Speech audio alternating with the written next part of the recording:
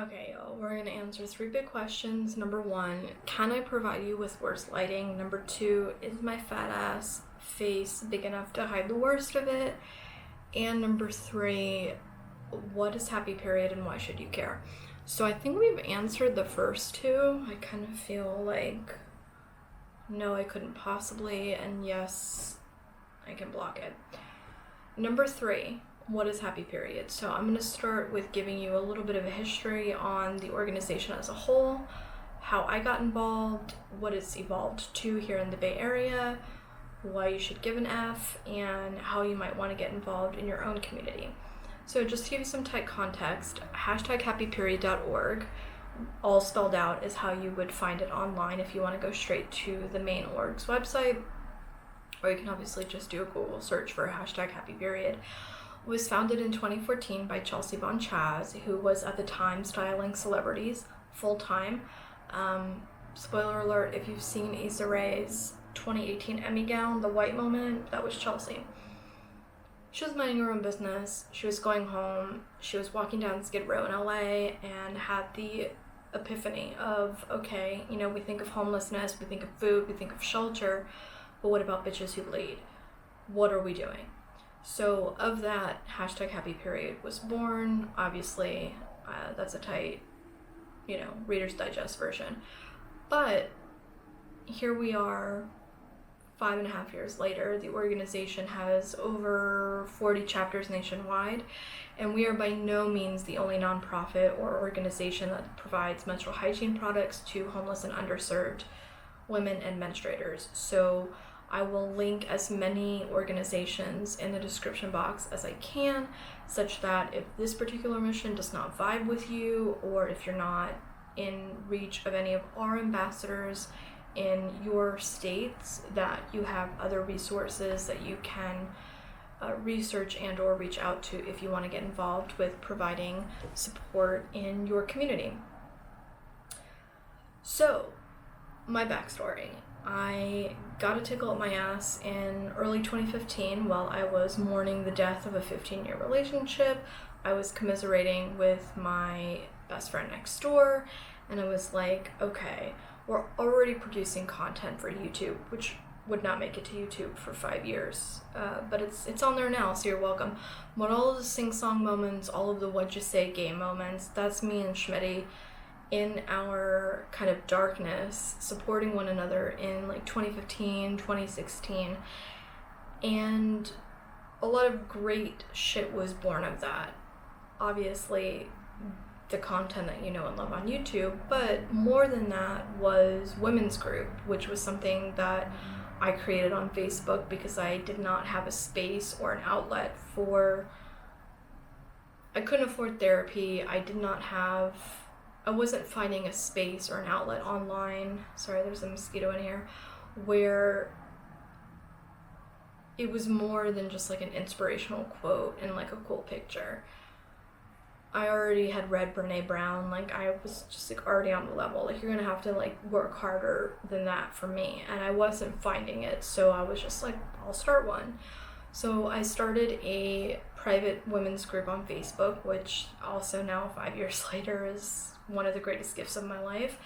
But it was because of that Facebook group and the content, because I was searching for content to post, that I happened across an article about Chelsea and Happy Period, and I was like, holy shit. I'm smart. I'm 32, 33 at the time. I'm literally looking for content to post on a feminist women's group. Consider myself fairly enlightened and fairly aware of things, and it had never in my 32, 33 years on Earth, it had never occurred to me to ask the question what somebody does when they're homeless and bleeding. You think of food, I won't speak for you, I'll speak for me. I thought of food and I thought of shelter, and then the conversation stopped. Imagine being in the worst pain of your life as somebody who understands what cramps are, in the hottest heat or in the coldest winter, and already dealing with that. On top of that, there's nowhere you can just simply sit and be without possibly being arrested or being shooed away. No pain medication. You're bleeding through your clothes. You already have to decide between what resources you have and if you're going to spend them towards feeding yourself or keeping yourself hygienic or pain-free. On top of that, are you going to risk shoplifting pads or tampons or ibuprofen?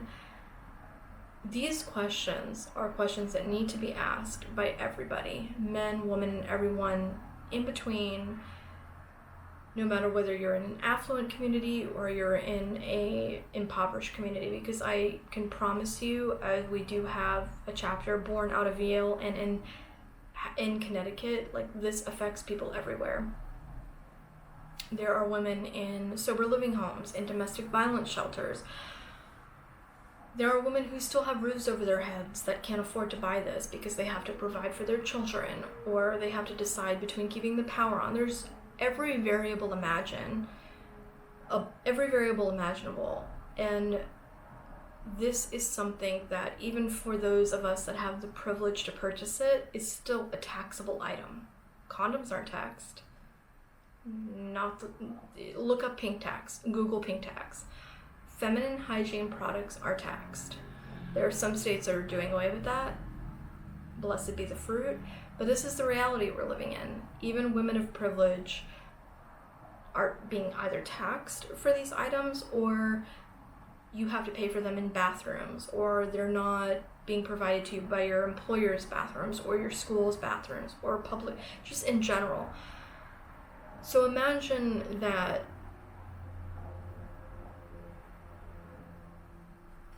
times a million. I mean, just imagine that situation. You're on the street, like you literally, every time you find a spot to sit, somebody could arrest you or is going to make you move.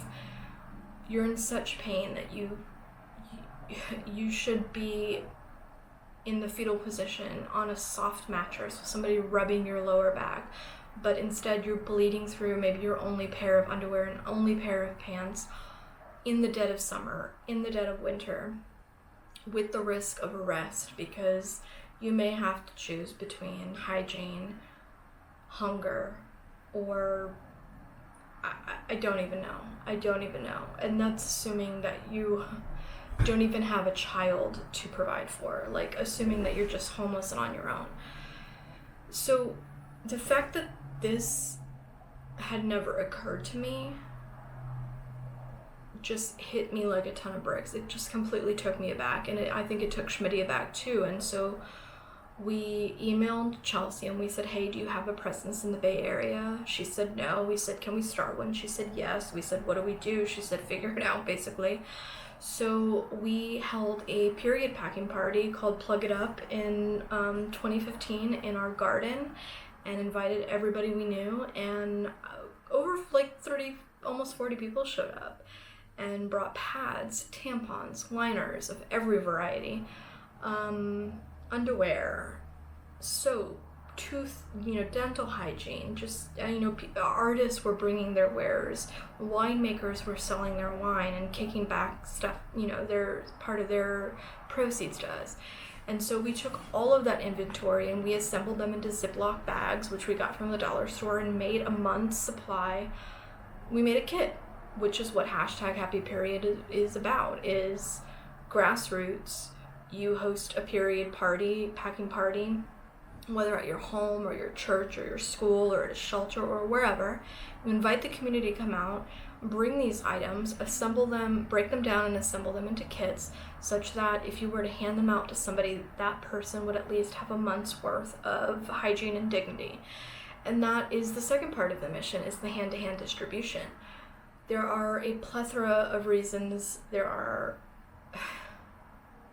infinite variables of why somebody, A, would not have access to a shelter, B, would not want to go to a shelter, and C, why a shelter wouldn't have these items. So let me go in reverse order. These items, menstrual hygiene, are very low on the totem pole in terms of donations. they're getting to be, more so now that people are becoming more aware of this issue. But, again, people think of food. You donate food to a homeless shelter. But when homeless shelters, domestic violence shelters, sober living homes, whatever the case may be, get these items, they go very quickly, if they get them at all. Secondly, there are, again, a plethora of reasons and variables why somebody would not want to go to a shelter or might not have access to one. They're very limited, especially in metropolitan areas like New York, LA, the Bay Area, where homelessness is an epidemic that you can't really wrap your head around unless you see it with your own two eyes. And thirdly, and this is also coming firsthand from somebody who is the child of a recovered addict, shout outs to Linda Lou. Please subscribe to her channel, Let's Dish with Linda Lou. There are drugs in shelters, there are drugs in recovery homes, there are drugs in sober living homes. So for folks that are serious about getting sober, there are reasons why they might not want to stay in a shelter. Not that there aren't the same things on the streets, but again, the idea is, with Happy Period, is you host the grassroots period packing party, you get the community to come out, make the product donations, get them involved tangibly, tactically, with like breaking down the inventory, assembling the kits, really getting involved on just like a tactical, not tactical level, but just, like tactile level, touching it, breaking it down, especially men, like putting pads into bags, putting tampon, not being scared of it, and really realizing like what you're doing, and creating a kit such that you're handing it out on the street. Hand-to-hand distribution. Go to your encampments, go to your shelters, go to wherever you know homeless people are or underserved people are, and put it in their hands so at least they're covered for a month. So that's Happy Period's mission. And 4.5, 5 years later, hashtag Happy Period has grown to have over 30 chapters across the country. And that's just one nonprofit. But unfortunately, the need grows exponentially by the day, especially in places like the Bay Area, where we have the largest concentration of billionaires per capita in the country. But I can walk out my door, look 3 houses down to the equivalent of I-4 if you're from Orlando, our Interstate 580. For the first 4 or 5 years I lived here, there maybe were like 2 or 3 tents there. There's now over 50. With a functioning porta potty. Like the government comes and it's it's an encampment. The government provides them with a porta potty. They come and they clean the trash. It's an encampment. That's just one of dozens upon dozens just in Oakland. So again, trust and believe this is an issue in your backyard. I don't care how affluent your community is. Whether or not there's people living in encampments on the street, there are women and menstruators in sober living homes, domestic violence shelters, homeless shelters that need these things. So start a period packing party. It's that simple. I went to my friend Shmini and I was like, why hadn't we thought of this? We started the period packing party. We did a distribution. Here we are 4.5 years later. We serve Oakland, San Francisco, Berkeley, Alameda, Pleasanton, some surrounding areas. We have high school students that are hosting their own parties and going out and doing distributions. I have a amazing partnership of women, Julie, Aisha, Addie, Zena, Cameron, Jordan. I mean, my leadership is outstanding, and that's just the Bay Area chapter, and it's still not enough. Again, because the crisis is just that. It's a crisis and it grows every day. But that's all it takes. It's just like becoming aware of the issue and educating yourself on it and going out into your community and figuring out how you can educate, make aware, and support the underserved in your community. Now, menstrual equity, what does that mean? Menstrual equity means everyone has access, and we've already discussed that even women of privilege have to pay a tax on this, or don't always have access to these items, or have to pay for these items in their places of business or schools or whatever. So again, put yourself in the worst case scenario. But it goes a step further insofar as there are gender issues, which I only learned of by doing this and hitting the streets and going out and realizing that we were encountering trans women or menopausal women or trans men, and just not discriminating, not making assumptions, simply saying, hey, we have such and such, this is what we're out here to do today.